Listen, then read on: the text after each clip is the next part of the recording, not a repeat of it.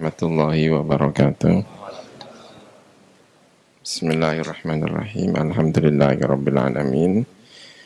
Wassalatu wassalamu ala asyrafil anbiya'i wal mursalin sayyidina wa maulana Muhammadin wa ala alihi wa sahbihi ajma'in. Ba'du, yang terhormat sahibu al-mahad Kiai Haji Bahauddin Nur Salim, para pimpinan Universitas Islam Indonesia, ada Pak Rektor, Pak Fathul Wahid, ada para pejabat di UI, tidak bisa saya sebut satu persatu. Ada ini, ada Pak Tamyiz, ada Pak Aun, ada Pak Rohidin, ada Pak siapa lagi ini ya, Pak Zainal. Terima kasih semuanya, para santri-santri semuanya. Alhamdulillah kita bisa ikut hataman kitab Syariatullah Al-Khalidah karya Sayyid Muhammad bin Alawi Al-Maliki Al-Hasani.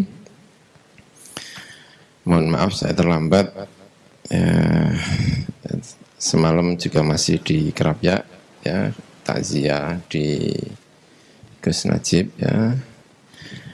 Pulang larut pagi-pagi,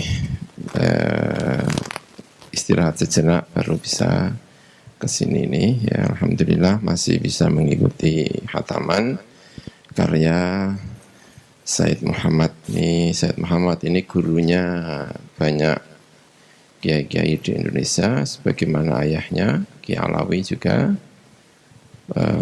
gurunya para kiai-kiai di Indonesia. Generasi ayah saya itu dulu banyak ngaji kepada Sayyid Alawi, tetapi putra-putranya, santri-santrinya sudah masuk generasinya ke Sayyid Muhammad, ya. Kalau ayahnya dulu masih ngaji di Masjidil Haram, karena masih tahun 1924 Wahabi menguasai Wahabi menguasai Mekah itu kan tahun 1924, ya. Itu baru menguasai. Jadi era-era sebelum itu, bahkan era-era sesudah 1924 itu sebetulnya juga para kiai-kiai, para ulama-ulama masih ngaji di Masjidil Haram, ya, masih ngaji. Abah itu masih menangi ngaji di Masjidil Haram. Tapi eranya Sayyid Alawi itu mengeras, ya, eranya. Kalau Abah sih diantaranya ya memang memang saatnya mengeras. Memang Wahabi sendiri sudah sangat-sangat keras pada saat itu, sehingga ini Sayyid Muhammad tidak lagi mengajar di Masjidil Haram, tetapi mengajar di dalamnya, yaitu di Rusaifah atau di mana itu, ya. Itu Sayyid Muhammad Alawi Al-Maliki. Ayahnya kira-kira ya satu kurun lah dengan At-Turmusi, Syekh Mahfud At-Turmusi, itu juga masih ngajar di Masjidil Haram, ya. Masih ngaji di Masjidil Haram.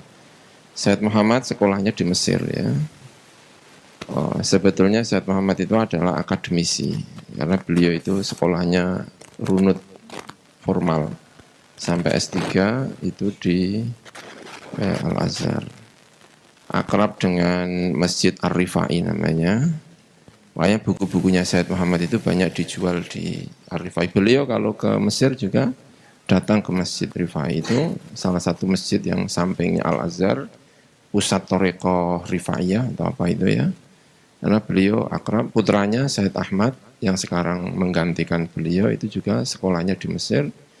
S3-nya juga di Al-Azhar juga. Kalau di Mesir itu di mana, di Masjid Ar-Rifai itu, kalau tidak masjid apa namanya saya lupa, ya. Ini samping jalan kaki lah. Saya juga kalau habis kuliah pulang mau naik bis, karena samping terminal Persis, ya, sering mampir di masjid untuk melaksanakan sholat di masjid ini. Itu Sayyid Muhammad Al-Alawi.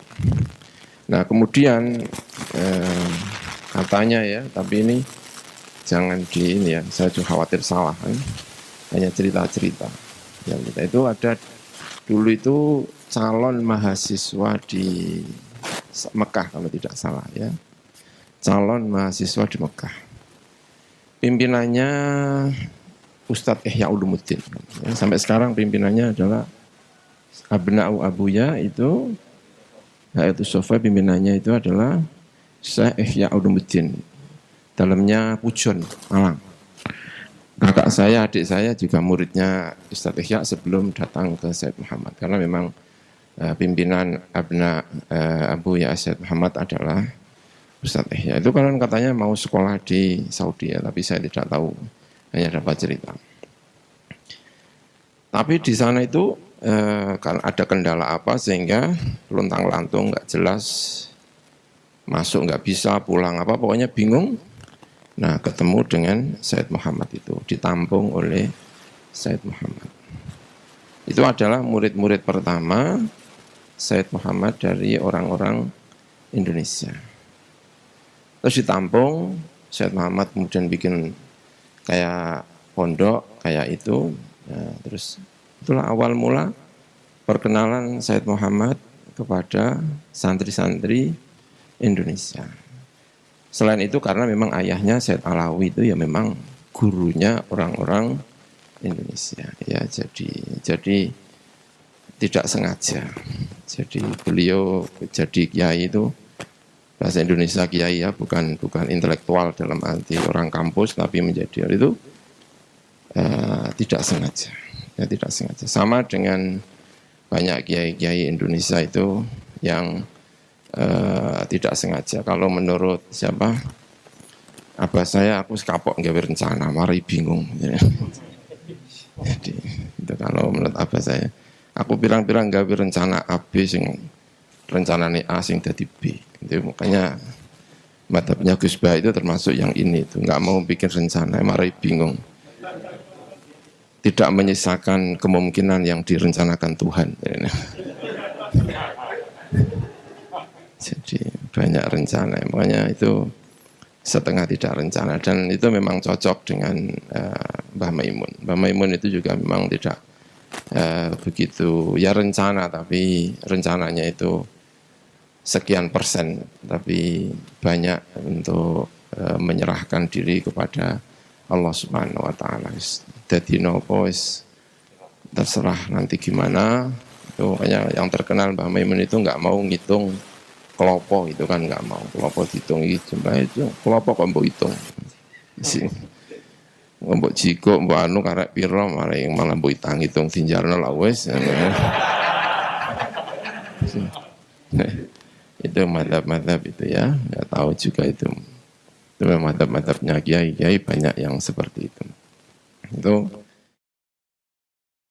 Jadi terus kemudian ya, Abah itu kalau sudah berhubungan dengan seseorang itu pengen baik gitu. Itu kalau Abah itu memang begitu ya. Termasuk makanya Abah punya perhatian betul dengan UI. Apa itu? Di antaranya karena menurut ceritanya Abah, salah satu pendiri atau salah satu orang yang punya kepentingan awal-awal di UI itu katanya adalah mantan Menteri Agama dulu, Kiai Fathur Rahman. Nah, Kiai Fathur Rahman itu anaknya Kiai Kafrawi. Kiai Kafrawi itu dalamnya merak-urak. Kiai-kiai sarang itu banyak dulu itu ngaji kepada Kiai Kafrawi sebelum jadi qadhi di Tuban. Dan itu anaknya yang kemudian menjadi Menteri Agama. Konon katanya setelah pensiun atau apa, itu pindah ke Jogja atau seperti apa. Pokoknya kalau ketemu UI selalu yang ditanyakan itu adalah UI itu dulu itu ada sarang itu, pokoknya Kiai Fathur Rahman, mantan Menteri Agama, itu posisinya di mana ya di UI itu dulu, katanya itu ikut-ikutan di UI gitu katanya, gitu Menteri Agamanya kan setiap kali ketemu dengan UI mesti yang ditanyakan adalah Kiai Fathur Rahman. Saya wallahu alam ya nggak tahu ceritanya seperti apa itu. Karena apa itu kalau sudah berhubungan dengan seseorang itu memang kepengen baik, kepengen langgeng, kepengen apa. Nah, apa itu akrab dengan Said Muhammad itu diantaranya karena begitu berhubungan, karena berhubungan dengan Kiai Alawi. Lalu Said Muhammad datang ke Indonesia, mampir di rumahnya apa, terus Kak Ubab itu dikirim. Sejak saat itu tidak pernah putus dari Said Muhammad. Pokoknya kalau anaknya itu pulang, itu harus dikirim salah satunya. Jadi selama Sayyid Muhammad itu hidup, tidak pernah putranya sejak Kaubab itu tidak pernah, tidak ada. Pokoknya kalau ke Mekah mesti Sayyid Muhammad harus anaknya harus ada di sana. Nah saya itu kenapa kok di Mesir? Ya karena saya waktu itu sudah besar, kakak saya masih di sana, saya jadi nggak wajib. Kok saya adik jauh dari Kak Kamil Boyong, ya saya pasti di Sayyid Muhammad. Saya punya kebebasan dan disuruhnya saya ke Mesir, kamu nggak wajib. Gampangannya kamu nggak wajib, kamu masih ada stoknya. Itu kakak saya Kak Kamil. Ya adik saya yang sudah ya ada yang ke sana, ada yang banyak. Tapi apa wajib, karena kalau ada hubungan dengan itu alakohnya itu kuat sekali. Pokoknya Sayyid Muhammad itu diantara orang Indonesia paling disenangi itu Mbah Maimun. Kenapa? Karena itu tadi hubungan itu. Karena ada yang orang kapok jadi santri kan ada. Bapaknya santri, anaknya itu kapok, anaknya gak di santri, anaknya kapok. Karena gak enak itu enggak. Masuk saya disuruh ke Lirboyo karena akrabnya dengan mana Mbah Abdul Karim, Mbah itu Gus Bah juga pernah dikirim ke Lirboyo sama Abah untuk sama kakak saya itu, saya juga disuruh Lirboyo. Dan khas kalau kamu ke Lirboyo, yang penting gue pokoknya ziarah karo guruku. Jadi orang pikir ngaji nih tapi jadi ada agak khas-khas itu ya. Itu ya Masya Allah. Jadi itu ini ya, jadi kalau ini kemudian kita belajar kepada siapa? Sayyid Muhammad, fikihnya Sayyid Muhammad. Beliau itu Maliki, tetapi muridnya orang-orang Syafi'iyah. Itu Sayyid Muhammad, dan itu bisa.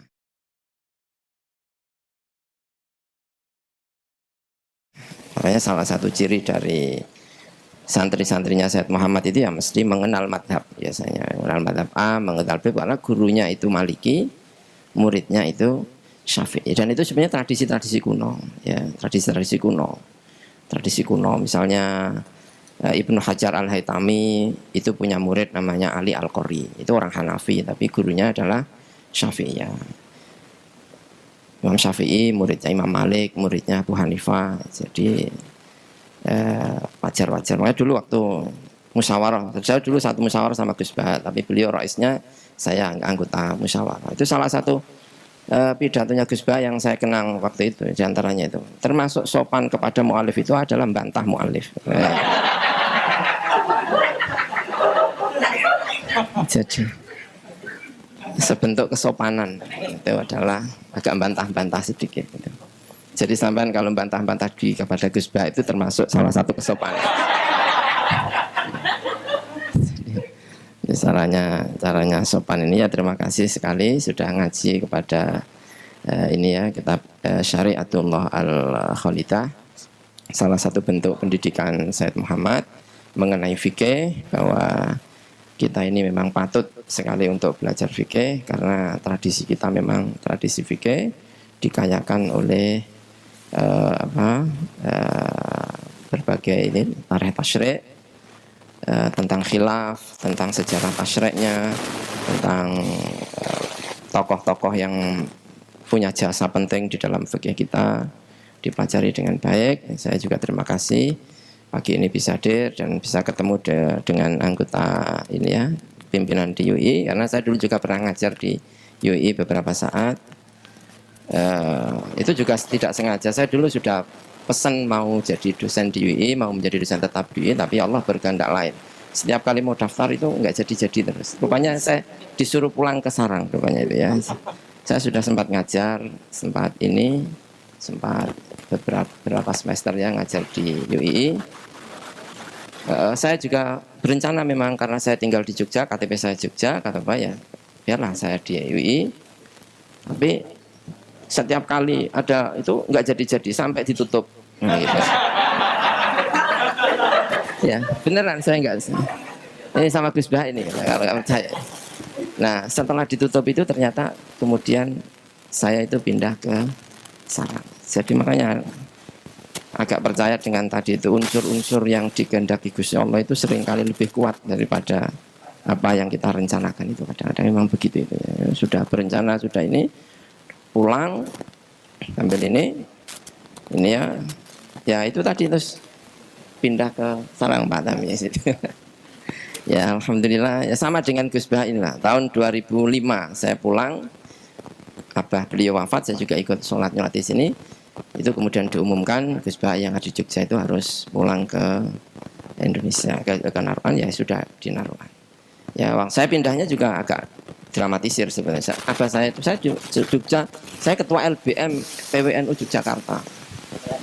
Ya, ya sudah basul masail di rumah. Abah itu haji, ya Abah itu haji. Terus ada tanah itu Gus, tanah itu ini tanah itu. Saya main ke sarang ngajar apa tanah terus saya beli.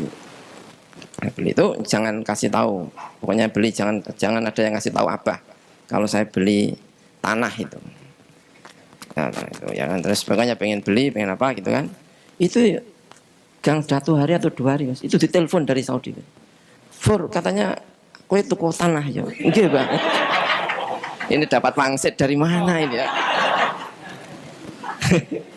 Masya Allah, udah itu nggak usah kamu bayar, saya yang bayar, pokoknya kamu itu selesaikan sarang. Ya terus ya pindah sarang